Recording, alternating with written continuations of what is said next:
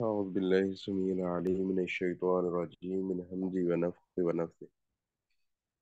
بسم الله الرحمن الرحیم. کل ہم نے حدیث قدسی پڑھی تھی کہ جو اللہ عز و جل سے روایت ہوتی ہے. تو آج ہم پڑھیں گے حدیث مرفوع. میم را فا واو عین مرفوع. مرفوع حدیث. تو مرفوع سے اس لیے کہتے ہیں، رفع کا معنی ہوتا ہے بلند ہونا. تو یہ رفیع الشان، بلند شان والے نبی کی طرف چونکہ یہ روایت منسوب ہوتی ہے، اس لیے اس کو مرفوع بولتے ہیں.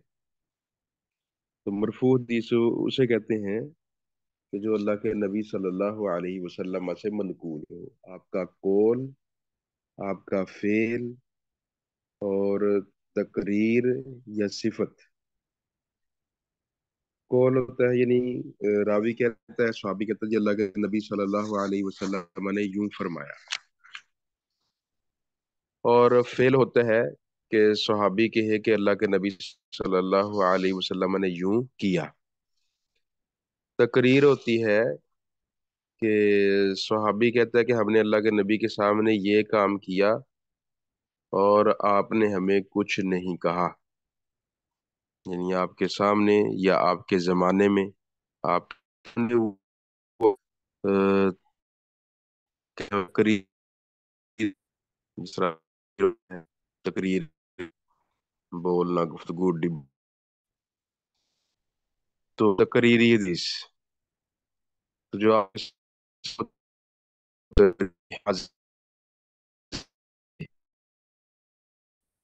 میں ہو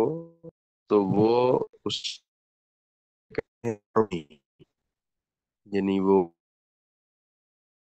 ہوتی ہے. اور اس کے بعد مرفوع وصفی ہوتی ہے چوتھی. مرفوع قولی، مرفوع فعلی، مرفوع تقریری اور مرفوع وصفی ہے کہ نبی صلی اللہ علیہ وسلم کو اس وصف بیان کیا، پاک والے تھے، آپ کے بال ایسے تھے، آپ کی چال تھی. تو یہ چار قسم کی جو حدیث ہے اسے مرفوع بولتے ہیں، جس میں اللہ کے نبی صلی اللہ علیہ وسلم کا تذکرہ ہو. تو بہرحال یہ حدیث جو اللہ کے نبی سے منقول ہوتی ہے، اگر تو اس میں صحت والی شرائط پوری ہیں تو وہ حدیث صحیح ہوگی. تو اگر اس میں صحت والی شرائط پوری نہیں ہے تو وہ حدیث ضعیف ہو جائے گی. وہ حدیث کا صحیح ہونا، معتبر ہونا، یا حدیث کا ضعیف ہونا، غیر معتبر ہونا، وہ ایک الگ سے بحث ہے. تو لیکن اگر وہ بات اللہ کے نبی تک پہنچ گئی ہے، وہ صحابی کے بعد اللہ کے نبی کا تذکرہ آ گیا ہے، چاہے روایت صحیح ہو یا ضعیف ہو، جیسی بھی ہو، تو اس کو کہیں گے مرفوعی، کہ یہ حدیث مرفوع ہے، اللہ کے نبی تک اس کی سند جو ہے وہ پہنچتی ہے. اب اس کے بعد ہم آتے ہیں اپنے سبق کی طرف. جو حدیث ہم پڑھ رہے تھے، وعن تمیم الداری رضی اللہ عنہ قال قال رسول اللہ صلی اللہ علیہ وسلم. تمیم داری سے مروی ہے، کہتے ہیں اللہ کے رسول صلی اللہ علیہ وسلم نے فرمایا، الدین النصیحۃ، دین خیر خواہی کا نام ہے، خلوص کا نام ہے. ثلاثاً، تین بار، تین بار آپ نے یہ فرمایا. الدین النصیحہ، دین خیر خواہی کا نام ہے، تین بار فرمایا. قلنا، ہم نے کہا، لمن، کس کے لیے، یہ کس کے لیے خیر خواہی ہے، یا رسول اللہ، اے اللہ کے رسول. قال، فرمایا، للہ، اللہ کے لیے، ولی کتابی ہی، اور اس کی کتاب کے لیے، ولی رسولی ہی، اور اس کے رسول کے لیے، ولی ائمت المسلمین، اور مسلمانوں کے اماموں کے لیے، وعامتہم، اور ان کے عام لوگوں کے لیے. اخرجہ مسلم، اسے مسلم نے نکالا ہے. تو نصیحہ، ناصحہ کہتے ہیں وہ چیز خالص ہوئی، وہ چیز خالص ہو جائے تو اسے ناصحہ بولتے ہیں. تو الدین النصیحہ کا معنی یعنی یہ خلوص برتنا آپ نے کن کے لیے؟ اللہ کے لیے خلوص، اس کی کتاب کے لیے، اس کے رسولوں کے لیے، یہ خلوص۔ تو شہد خالصو کہتے ہیں الاصل الناصح، خالص شہد۔ تو اب یہ جو اس پر النصیحہ، یہ خبر ہے، الدین یہ مبتدا ہے، النصیحہ اس کی خبر ہے۔ تو خبر پر جب الف لام آ جاتا ہے وہ معرفہ ہوتی ہے، تو اس کے معنی کے اندر پھر ہوتے ہیں کہ دین ہے ہی سر خلوص کا نام، سراسر خیر خواہی کا نام، اس کے علاوہ دین ہے ہی نہیں۔ تو اگر ہوتا ہے الدین نصیحتن تو دین خیر خواہی ہے، خیر خواہی نہ بھی ہو تب بھی دین ہوتا ہے، تو وہ پھر خیر خواہی لازم نہیں تھی۔ لیکن جب ان نصیحہ آ گیا، الف لام آ گیا، تو اس کا معنی یہ ہے کہ اب دین خلوص ہوگا تو دین ہوگا، خلوص نہیں ہے تو دین نہیں ہے۔ تو یہ اگر جو ہوتا ہے فعل سے شروع ہوتا ہے، اگر اسم سے شروع ہو تو اسمیہ ہوتا ہے۔ تو جملہ اسمیہ اس میں شروع میں وہ جو اور جو کی خبر ہوتی ہے، خبر میں وہ پھر محسوب وہ اس خبر کے ساتھ بند ہو جاتا ہے، صرف یہی اس کے ساتھ خبر آئے گی اور کچھ اس کے ساتھ نہیں ہو سکتا۔ تو مطلب نصیحت یہ ضروری ہوگی دین کے ساتھ، اگر یہ ہے تو دین ہے، اگر یہ نہیں تو دین نہیں۔ تو صاحب نے پوچھا جی کن کی خیر خواہی کرنی ہے، کن کے ساتھ خلوص برتنا ہے؟ تو اللہ کے رسول صلی اللہ علیہ وسلم نے فرمایا اللہ کے لیے، اللہ کے لیے آپ لوگوں نے خلوص برتنا ہے۔ یعنی اللہ کے لیے خلوص کیا ہے کہ اللہ تبارک و تعالیٰ جو کہیں، اللہ کی ساری باتیں مانی جائیں، ان کے احکام پر عمل کیا جائے اور اس کی منع کردہ کاموں کو چھوڑ دیا جائے، تو یہ اللہ کی خیر خواہی، اللہ کے لیے خلوص ہے۔ والی کتاب بھی اور اس کی کتاب کے لیے یعنی دین اس کی کتاب کے لیے خالص ہو جانا، خلوص برتنا، مطلب کتاب جہاں جہاں آپ کو جس جس جہاں کی سیر کروا رہی ہے تو ویسے ویسے کتاب کے مطابق چلتے چلے جانا، جو کہنے کرنے کو کہہ رہی وہ کرتے جانا، جس سے منع کر رہی وہ منع ہوتے جانا۔ اور ایسی رسول کے لیے رسول یہی بات ہے کہ رسول صلی اللہ علیہ وسلم ان کے احکامات پر عمل کیا جائے، من کردہ کاموں سے روکا جائے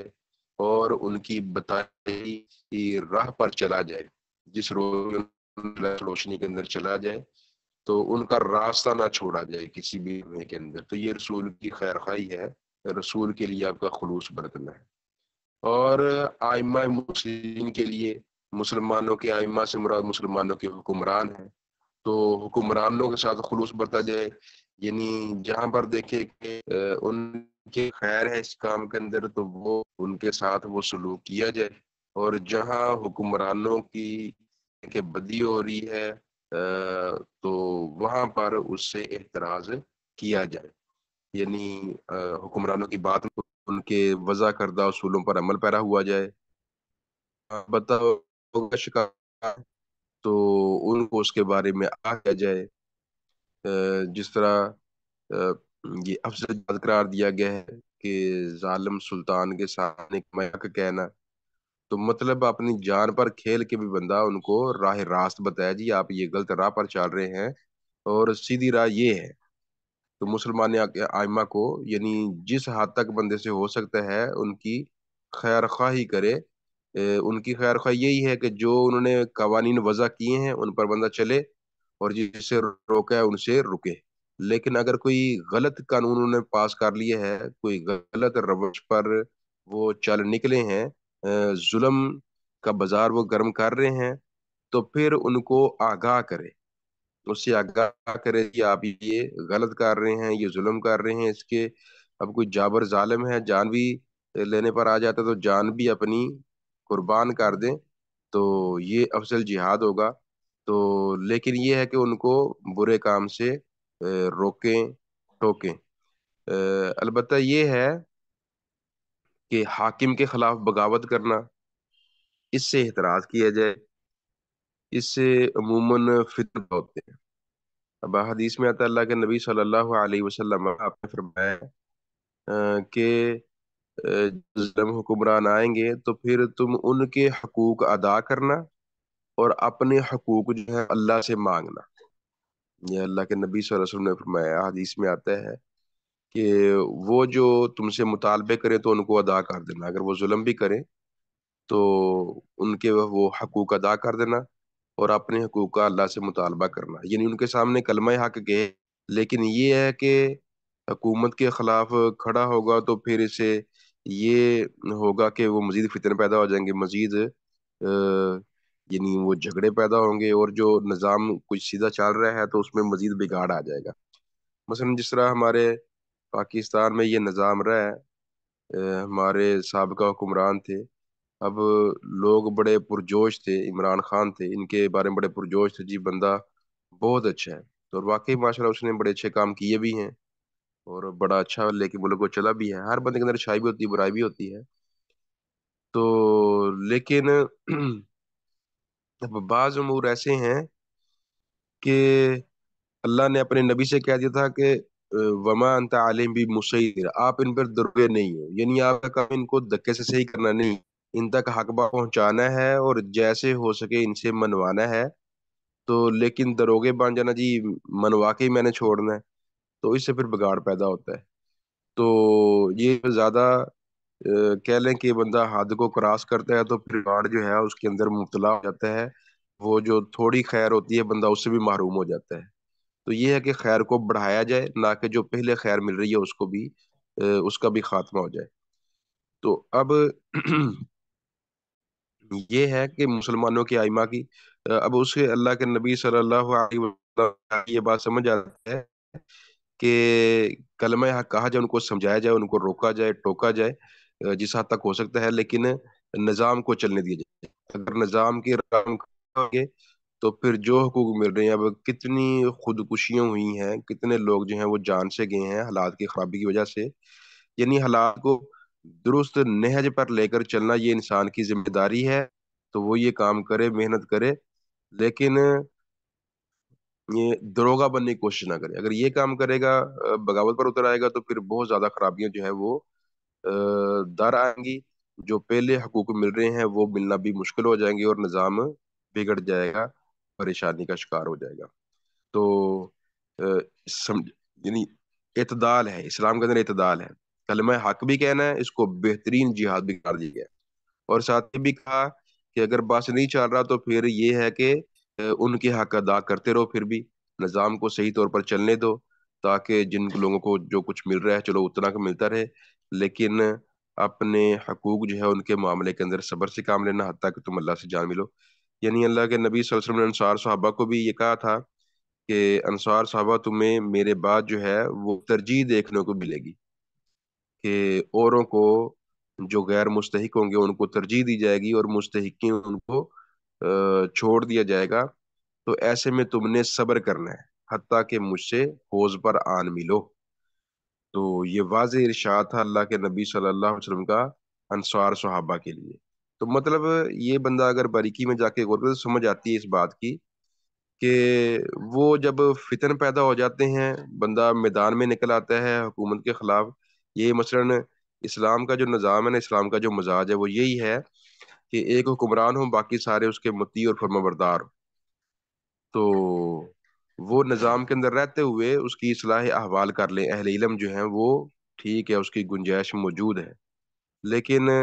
یہ احتجاج کرنا اس کا سلسلہ میں خلافت راشدہ کے اندر نہیں ملتا، ہمارے جو اولین ادوار تھے اسلام کے سنہری ادوار ان کے اندر یہ نہیں ملتا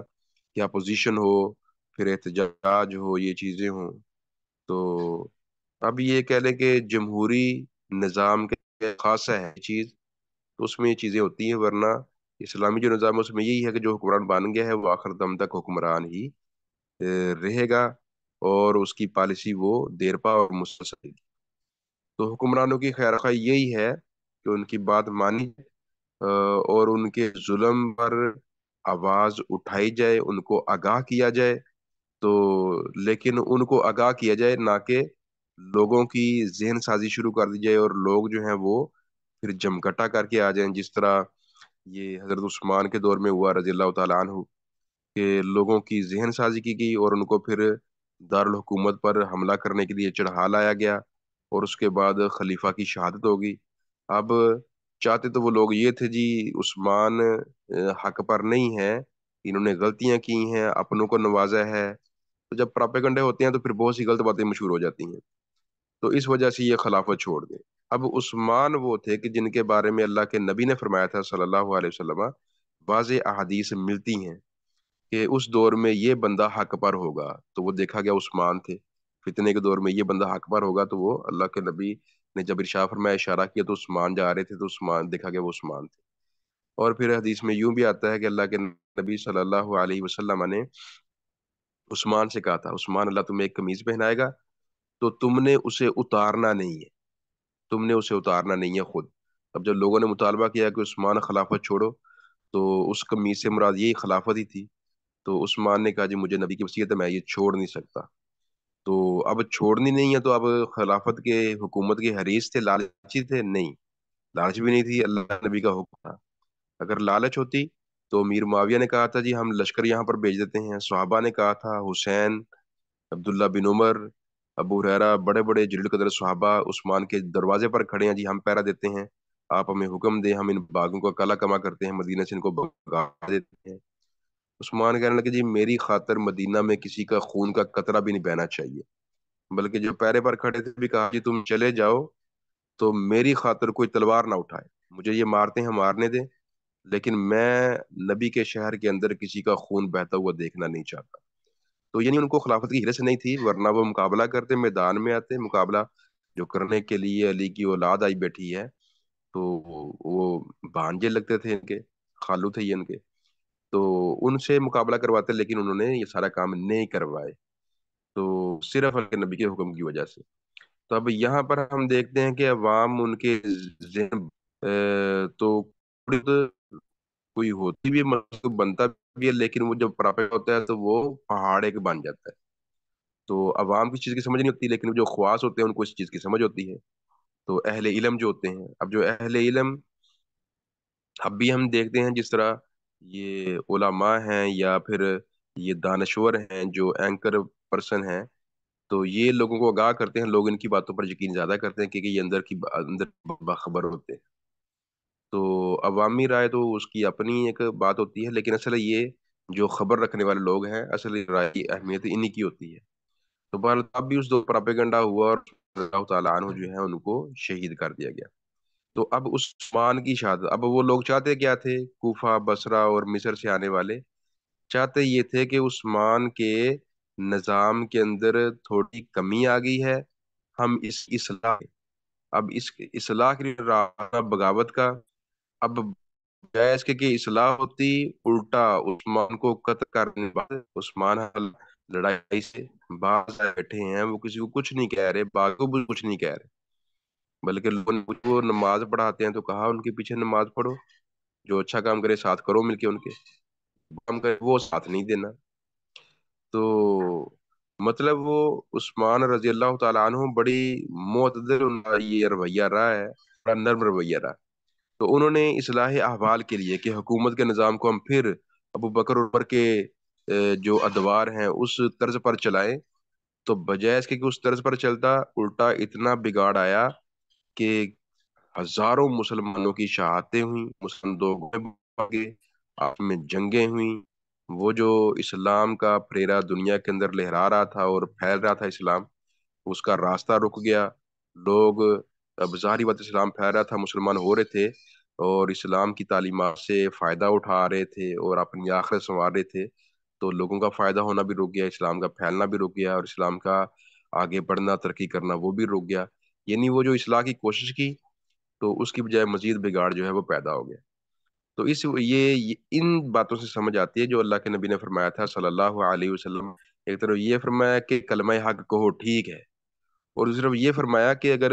وہ تمہاری پیٹھ پر کوڑے بھی مارتا ہے نا تو اسے برداشت کرو، لیکن نظام خراب نہ کرو۔ نظام خراب کرو گے تو یہ تو ذرا سی اصلاح کرنا چاہ رہے ہو گے، الٹا فساد زیادہ برپا ہو جائے۔ اس کی مثال ہیں کہ اللہ کے نبی تھے صلی اللہ علیہ وسلم مکہ میں ہیں، تو کعبہ کے اندر آپ آ کے نماز پڑھتے رہے ہیں۔ کعبہ تو ظلم ہوتا تھا، لیکن اللہ نبی کا خاندان مضبوط تھا، تو آپ کا کہہ لیں سہارا مضبوط تھا، وہ سیاسی سپورٹ حاصل تھی اپنے خاندان کی، ابو طالب کی، اور مالی سپورٹ تو آپ کو ختیجہ کرتی، ابو بکر کرتے، تو آپ کعبہ میں آ کر نماز پڑھتے رہے ہیں۔ لیکن جب تک آپ کے پاس طاقت نہیں آئی، آپ نے نظام کو بگاڑنے کی کوشش نہیں کی، مکہ کا نظام جیسے تھا چلتا رہنے دیا، بتوں کو نہیں چھیڑا۔ کعبہ کے اندر بت بھرے پڑے ہیں، 360 بت تھے کعبہ کے اندر، تو اللہ کے میرے بتوں کو کبھی کچھ نہیں کہا، ویسے نماز پڑھتے رہے ہیں۔ جب فتح مکہ ہوا، سب سے پہلے اپنے بت نکال کے تو وہ توڑے، کعبہ کو پاک کیے۔ تو لیکن جب تک سلطانی طاقت نہیں ہے، تب تک نظام کی اصلاح کے لیے جتنی طاقت ہے وہ آپ محنت کر رہے ہیں، تبلیغ کر رہے ہیں، حزب بلند کر رہے ہیں، آواز آ رہے ہیں، لوگوں کو سمجھا رہے ہیں، تو لیکن وہ عام نہیں کر رہے کہ نظام بگڑ جائے، تو اس آپ بجائے مزید فتنہ پڑ۔ تو یہ اللہ نبی کی سنت سے، آپ کی حدیث میں بھی یہ بات معلوم ہوتی ہے کہ نظام نہیں بگاڑنا، نظام درست رہے، اور اس کے ساتھ جو ہے اصلاح احوال کی جتنی کوشش ہم سے ہو سکتی ہے ہم کرتے رہیں، تو ورنہ ہم وہ نظام کے سامنے کھڑے ہوں گے جب، تو پھر وہ جو خیر جائے گی دشمان اس کے، اللہ ہمارے لیے یہ دلیل ہے، رہنما ہے۔ اور کہا وہ عاماتہم، عام جو لوگ ہیں بھی خیر خواہی کرنی ہے، ان کے ساتھ بھی ہے، تو مطلب ان کے ساتھ بڑا معتدل رویہ ہو، لوگوں کے ساتھ ان کو اچھی باتیں بتائی جائیں، اور ان کو ظلم سے روکا جائے، نہ کہ خود ان پر ظلم کیا جائے، تو بلکہ جو جس بات کر ان کی خیر ہے تو اس کے بارے میں ان کو آگاہ کیا جائے۔ اخرج مسلم۔ آگے ہے وہ نبی حریرہ رضی اللہ تعالی عنہ قال قال رسول اللہ صلی اللہ علیہ وسلم اکثر ما يدخل الجنت تقوی اللہ، اکثر جو چیزیں انسان کو جنت میں داخل کریں گی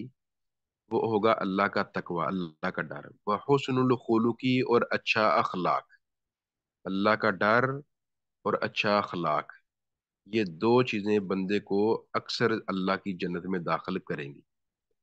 تقوی کیا ہوتا ہے؟ یعنی تقوی یہ ایسے ہے جیسے ایک صحابی مثال دیتے ہیں کہ آپ کانٹے والے راستے پر چلے ہیں، کانٹوں دار راستے، کس طرح دائیں بائیں سے بچتے ہوئے چلتے ہیں، ادھر سے نہ کچھ لاگ جائے، ادھر سے نہ کچھ لاگ جائے، جھاڑیاں ہیں۔ تو تقوی یہ ہے، یعنی زمین پر پھونک پھونک پر قدم رکھنا ہے، یعنی دنیا کے اندر دھیان سے چلنا ہے، ادھر سے میں کہیں الجھ نہ جاؤں گناہ کے اندر، کہیں ادھر سے الجھ جاؤں، یعنی اپنی بچت کرتے ہوئے، تو اپنے آپ کو بچاتے ہوئے راہ راست پر گامزن رہنا، یہ اللہ کا ڈر ہے کہ کہیں میرا پاؤں جو ہے کسی غلط جگہ پر نہ آ جائیں، جس طرح مائن ایریا ہوتا ہے فوجیوں کا بارڈروں پہ، تو ایسے کسی ایسے غلط جگہ پر پاؤں آ گیا تو ساری جان بھی جا سکتی ہے۔ اور ایسی اچھا اخلاق، اچھا اخلاق جو ہے اس کی اللہ کے یہاں بڑی قدر ہے، سب سے باری میزان کے اندر یہ ہوگا، جیسے کہ ہم نے پہلے ہی پڑھا۔ اور یہ حدیث مکمل جو ہے اس حدیث میں یوں لفظ ہے کہ سب سے زیادہ جو چیز جہنم میں پھینکے گی انسان کو وہ ہوگا اس کا منہ اور اس کی شرمگاہ، تو یعنی بد گوئی، اچھا اخلاق، اچھا بولنا یہ جنت میں لے جائے گا، اور جو بد گوئی ہے، زبان کا بے تحاشا استعمال ہے، تو زبان کا زیادہ چلنا، تو یہ چیز جو ہے اب حدیث میں آتا ہے الصمت حکمت و قلیل فاعلوها، خاموش رہنا دائی ہے، کرنے والے تھوڑے ہیں، تو مطلب خاموش رہنے سے عقل انسان کی بڑھتی ہے، کی عقل میں اضافہ ہوتا ہے، اور وہ کہہ لیں کہ اس کی خرابیاں چھپی رہتی ہیں اور بڑھتی ہے۔ تو زبان، یہ بد زبانی جو ہے، اس کو زبان کو بندہ سنبھال کے استعمال کرے، تو گالم گلوچ سے، بدگوئی سے، اس سے احتراز کرے۔ دوسری شرمگاہ جو ہے، شرمگاہ جو ہے یہ زیادہ انسانوں کو جہنم میں لے کر جائے گی، تو یہ یعنی شرمگاہ تک انسان پہنچتا ہے۔ اللہ کے نبی نے فرمایا صلی اللہ علیہ وسلم کہ آنکھ بھی زنا کرتی ہے، کان بھی زنا کرتے ہیں، ہاتھ بھی زنا کرتے ہیں، ان کا آنکھ کا زنا دیکھنا ہے، کان کا سننا، ہاتھ کا پکڑنا، پھر شرمگاہ اس کی تصدیق کرتی یا تکذیب کرتی ہے، مطلب آنکھوں کی حفاظت کی جائے، تو آج کل سب سے بڑا یہ ذریعہ یہی بنا ہوا ہے اس کام کا، تو آنکھوں سے آگے پھر باتوں تک چیز جاتی ہے، پھر آگے ہاتھوں تک، پھر آگے آخر میں معاملہ جاتا ہے، تو یہ یعنی اسلام نے وہ سد ذرائع کے طور پر آنکھ کو نیچی رکھنے کا حکم دیا، سد ذرائع کے طور پر کہ راستہ ہی بند ہو جائے گناہ کا. تو ایسے ہی غلط سلط بولنا سننا ان ساری چیزوں سے احتراز کیا جائے. تو یہ مکمل حدیث ہے کہ اللہ کا تقوی اختیار کیا جائے، ڈر ڈر کے انسان زندگی بسر کرے، اور ایسے ہی اچھے اخلاق اس کا اہتمام کیا جائے، اور ایسے ہی جہنم سے بچنے کے لیے اپنے زبان زبان اور شرمگاہ جو ہے اس کی حفاظت کی جائے، تو انسان جہنم سے پھر محفوظ رہ جائے گا. تو یہ دو احادیث ہم سے پڑھی گئی آج. ان کے بارے میں جو کوئی سوال ہو تو آپ کا.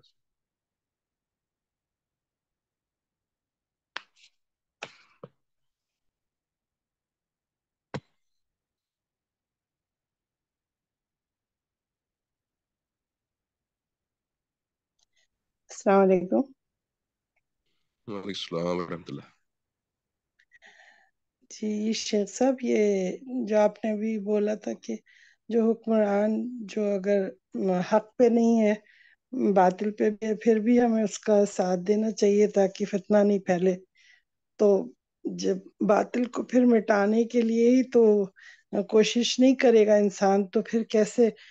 75 سال سے ہم لوگ دیکھتے آ رہے ہیں اتنا ظلم، اور جو بھی ہو رہا ہے تو غریب غریب رہ رہا، امیر امیر ہو رہا ہے، اور سب لوٹ کے اوپر سے جو چاہ رہے ہیں غلط نظام، غلط اس پہ سب کو چلا رہے ہیں، اور کبھی اصلاح کر ہی نہیں رہے. تو اس لیے انصاف کے لیے ہی تو کھڑا ہوا عمران خان. تو اگر اس کا ساتھ ابھی بھی نہیں دیں گے تو اگلی ہماری جنریشن جتنی بھی ہے وہ بھی اسی طرح سالوں سال ایسے ہی رہے گی. پاکستان کا یہی حشر نشر ہوتا رہے گا. جیسے سعودیہ میں یہاں پہ آپ لوگ ہیں، ہم لوگ ہیں، تو یہی دیکھا کہ شیخ عبدالعزیز اور عبد الوہاب نے مل کے وہ ساری مورتیں، وہ جتنے وہ 4 امام کے وہ تھے، سب محراب توڑ ڈالے، ایک وقت کی نماز کر دی. تو شرک بدعت کو تو انہوں نے بھی ختم کیا پاور سے آ کے، اور بہت قتال کیا، بہت لوگوں کو مارا، ختم کیا. تو جب تک اس طرح کوئی ایک پاور ہو کے نہیں کھڑا ہوگا تو ہمارا ملک کیسے سدھرے گا؟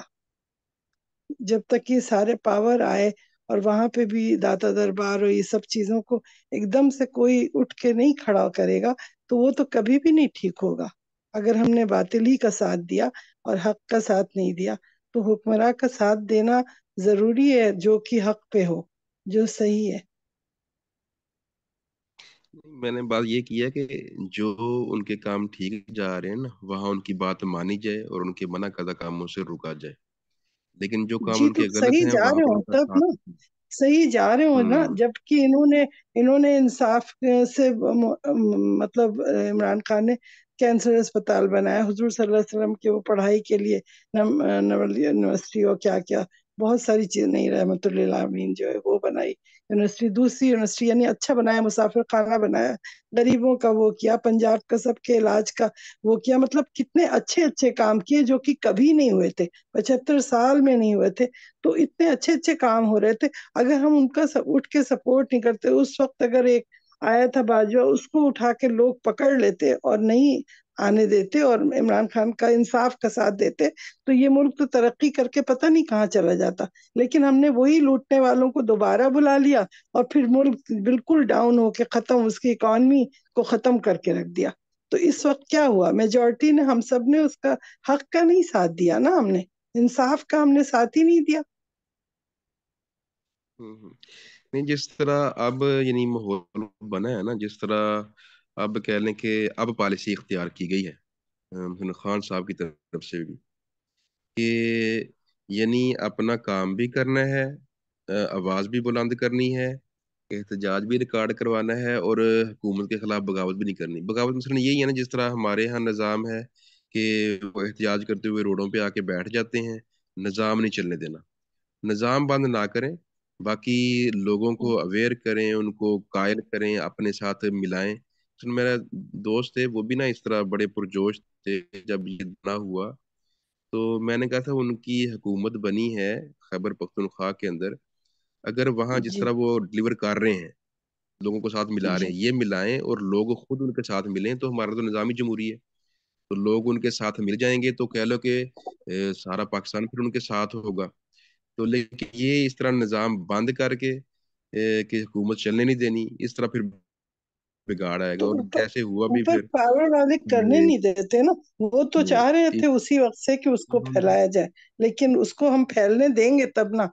اگر چاروں طرف سے آپ ہر آدمی مل جائے۔ ان کے پاور میں کچھ تھا ہی نہیں، 2/3 میجورٹی ہم نے دی نہیں تھی پبلک میں، تو وہ کوئی قانون پاس کر ہی نہیں سکتے تھے۔ اور اب جو ہے اتنے ظلم کے باوجود آپ دیکھیں میجورٹی پاپولرٹی کس کی ہے؟ حق کی ہے نا، چاہے وہ جیل کے اندر بھی بند ہے، لیکن بالکل پاپولرٹی کس کی ہے؟ ابھی کورٹ نے بھی فیصلہ دیا تو کیا دیا کہ سارا کچھ عمران خان پہ جھوٹ ہو رہا ہے۔ یہی بات ہے نا، یہی میں بتا رہا کہ دیکھیں اب وہ جو نظام سارا وہ ظلم پہ اترا ہوا ہے نا، تو لیکن آگے سے اب ان کی پالیسی کیا جا رہی ہے کہ اب ہم صبر سے کام لیں گے اور دنیا کو جگائیں گے، اپنے ساتھ ملائیں گے، حق ان کے سامنے رکھیں گے۔ اب یہ رکھ رہے ہیں تو یہی طریقہ یہی ہونا چاہیے۔ تو واقعی وہ جو نظام کو نہ چلنے دینا، 2-3 سال بعد بدل دینا، نظام چلے گا تو پھر کہہ لیں کہ بیڑا گھر کی ہونا ہے۔ تو یہ ہے کہ نظام کو نظام چلنے دیا جائے۔ اصل میں نظام ہی نہیں ہے نا اسلامک، ہمارے پاس جو نظام چل رہا ہے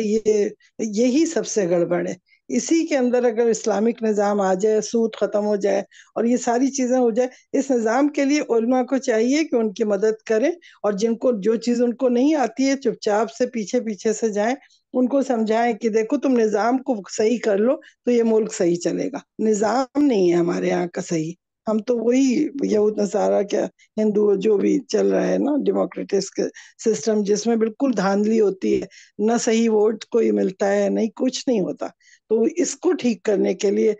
بس کوشش آپ سب کو کرنی چاہیے کہ کسی طرح بھی جا کے پہنچ کے صحیح نظام ہمارا اسلامک لے آئے ایک دفعہ۔ پھر کوشش ہو رہی نا، جو اب ہو رہی، جو آپ میں کہتا ہوں ٹھیک ہے کہ بغاوت بھی نہ ہو، اور کوشش ہو رہی ہے نا، لوگوں کو پتہ لگ چکا ہے، اب لوگ فیصلہ بھی اپنا کر لیں گے، لیکن نظام 2-3 سال روک دینا، اس کی وجہ سے یہ ملک آج تک ہمارے اتحاد میں کھڑا ہے۔ یہ سائرہ کچھ کہنا چاہ رہی تھی جی، سائرہ۔ جی سر، یہ میں یہی کہہ رہی تھی کہ یہ جو آپ بات کر رہے ہیں یہ بالکل ٹھیک ہے۔ اب یہ احتجاج اور ریلیاں اور جس طرح عمران خان صاحب بھی ان کی بھی پالیسی تھی، یعنی اکٹھا کر لیتے تھے یوتھ کو اور نعرے، اب نعروں والی سیاست کا کوئی فائدہ نہیں ہے، ہم نے ہر چیز کا انجام دیکھ لیا ہے۔ اب ہم لوگوں کو جو ہے نا خود اتنا اسٹرانگ ہونا ہے اور اتنا پیسفل طریقے سے پاکستان کا ایک نیا روپ لے کے پوری دنیا کے سامنے آنا ہے کہ اس طرح بھی پروٹیسٹ ہوتا ہے اور اس طرح بھی تبدیلی آتی ہے اور اس طرح بھی انقلاب لایا جا سکتا ہے کہ اندری ایسے عوام اپنے آپ کو چینج کرے۔ جس طرح سیل صاحب IMS میں یہی ہمیں بتا رہے ہیں نا، ہم لوگوں کی آنکھیں کھول رہے ہیں کہ دیکھو ارد گرد کو، دیکھو کس طرح ہم لوگ چینج ہو چکے ہیں، آئینہ دکھا رہے ہیں لوگوں کو کہ اصلی شکل دیکھو اس کے اندر اپنی۔ تو وہ جب اتنا احساس پیدا ہوگا، پھر ہم مل کے کلیکٹیو ایفرٹ کریں گے تو بہت دور کی بات نہیں ہے، زیادہ سے زیادہ 10-20 سال کے اندر اندر یہ پوری قوم انشاءاللہ چینج ہو جائے گی۔ اور جب اندرونی چینج ہوگا، بچوں کو اس روش پہ بڑا کیا جائے گا، یہ عورتیں جو ہیں اب یہ اس کو ریئلائز کریں، فیشن کی روش چھوڑیں، ہیڈ سکارفز لینا شروع کر دیں، ایک ایسے چھوٹی چھوٹے انقلابات ہوتے ہیں اپنی اپنی کمیونٹیز میں، فحاشی اور رانی کو ختم کریں لوگوں کے ساتھ۔ اب ہم لوگ پڑھی لکھی قوم ہے، ایک جیسے ہوتا ہے بڑے بڑے جو با اختیار لوگ ہیں جو یہ بینر لگاتے ہیں، جیسے اب میں اپنی بات کروں گی تو یہاں پہ سید ہیں جن کے یہ بڑے بڑے یہ بینر لگے ہوئے ہیں باہر روڈوں کے اوپر، اس پہ جا کے ہم ایک پیسفل طریقے سے انہیں ان کے سامنے یہ لکھ کے لے کے جائیں اور انہیں کہیں جی آئندہ کے بعد آپ ہمارے سے یہ پرومس دیں کہ کسی ننگی عورت کی تصویر آپ اپنے یہاں پہ ڈسپلے نہیں کرنے دیں گے، ٹھیک ہے؟ یعنی شعور طبقہ جو ہے چھوٹے چھوٹے سٹیپس کے ساتھ شروع کرے اور آہستہ آہستہ کرتے کرتے جو ہے نا ایسا ایک انقلاب برپا ہو جائے گا نا، بہت لمبا ٹائم نہیں لگے گا انشاءاللہ، جلدی ہم یہ کام جو پازیٹیو سٹیپس ہیں نا ان کو ہم پریکٹیکلی اپنے اندر لے آئیں، اپنے آپ کو ٹرانسفارم کریں، اپنی بچوں کو ٹرانسفارم کریں، اپنی پوری سوسائٹی کو آہستہ آہستہ ٹرانسفارم کرنے کی جب ہم کوشش کریں گے نا تو انشاءاللہ اللہ پاک بھی ہمارا ساتھ دیں گے اور ہمارے ساتھ ہوں گے۔ بالکل بالکل، جس طرح یہ خان صاحب کے ووٹر پہلے نہیں تھے تو وہ کہتے جی میرے ووٹر ابھی جوان ہو رہے ہیں، وہ جوان ہوئے تو وہ تبدیلی لے آئے، تو اس طرح تھوڑا انتظار بھی کرنا پڑتا ہے۔ تو یہ باتیں ماشاءاللہ آپ کی بہت اچھی ہیں، ٹھیک ہے۔ یہ اثر میں جو دکھتا ہے وہی بکتا ہے، وہ اپنا فحاشی دکھا رہے ہیں اور ان کا وہ نظام چل رہا ہے۔ ہم جو ہمارے پاس چیزیں موجود ہیں، نہ کوئی ہمارا اسٹیکر کوئی باہر لگا ہے کوئی اس متعلق، نہ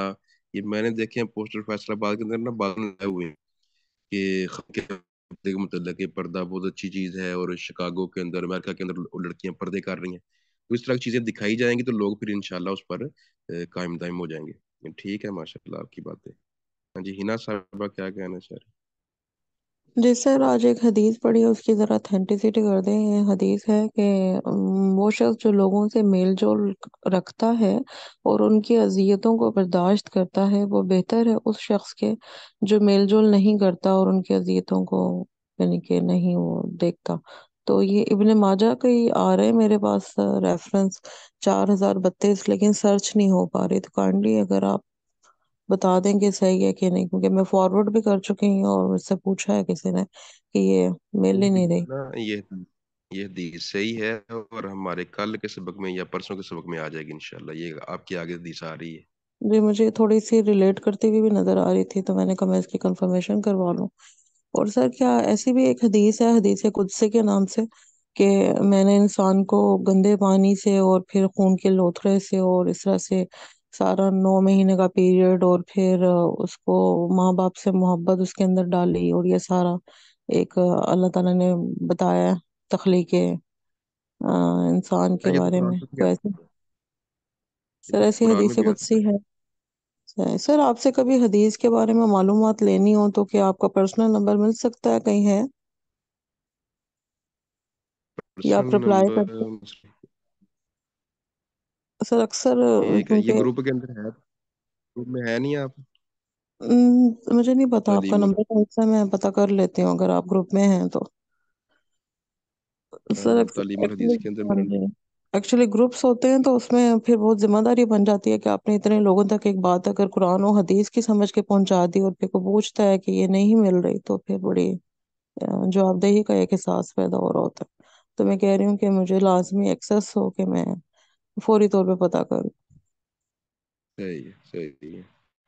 نہیں، اس کے لیے تحقیق و ڈیٹیل چاہیے، تو ٹھیک ہے، جہاں تک مجھے پتا ہو میں بتا دیا کروں گا، ورنہ خود مطالعہ جو ہے وہ زیادہ بہتر رہتا ہے۔ سر زیادہ انشاءاللہ تو آپ یہ کچھ 360 کی ایپ ہی ہے، کتابیں تو نہیں اس طرح سے کہیں خریدی ہوئی یا گھروں میں پڑی ہوئی ہوتی، تو یہی ایپ سے پتا کرتے ہیں۔